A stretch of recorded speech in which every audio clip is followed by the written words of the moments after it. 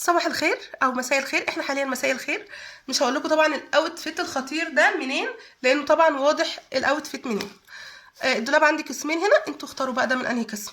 المهم، هل انا لان انا ثيرابيست او معالج نفسي فانا مش بتعب نفسيا او مش بيجي لي وقت بكون مضغوطه وزعلانه وحزينه؟ اطلاقا. هاتي يا حبيبتي، شكرا.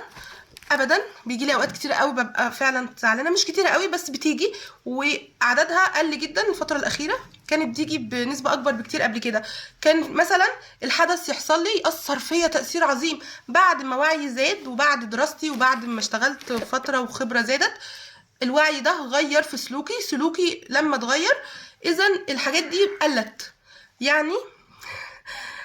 يعني العلاج السلوكي المعرفي بيفرق في وعيك.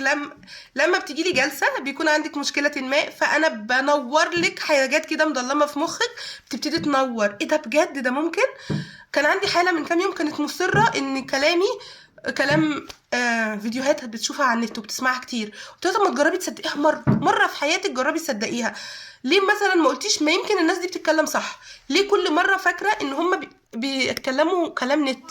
ما هم الكلام ده لو ما اثرش في حياتهم مش هيطلعوا يقولوه لك. لو الكلام ده مش علمي مش هيطلعوا في كلام مش علمي كتير بيتقال، بس طالما انت بتسمعي من حد خلفيته علميه فبجد بيفرق. تمام. كنت عايزه اقول ايه؟ مشكلتي انا في بروح واجي كتير. المهم يا ولاد يا بنات، انا عايزاكم بس تعرفوا ان انتوا لما هتزودوا وعيكم، زودوا ثقافتكم، اسمعوا كتير وافهموا كتير وشوفوا حاجات مختلفه كتير. ده هيفرق فعلا معاكم جدا. لو محتاجه ثيرابيست روحي للثيرابيست.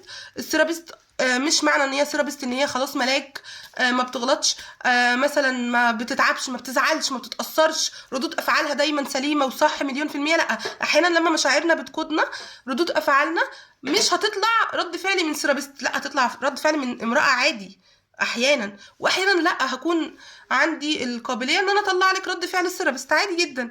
فاوقات واوقات ده طبيعي لينا، احنا بشر اصلا، احنا بشر فاهمين يعني ايه بشر، مش آلات.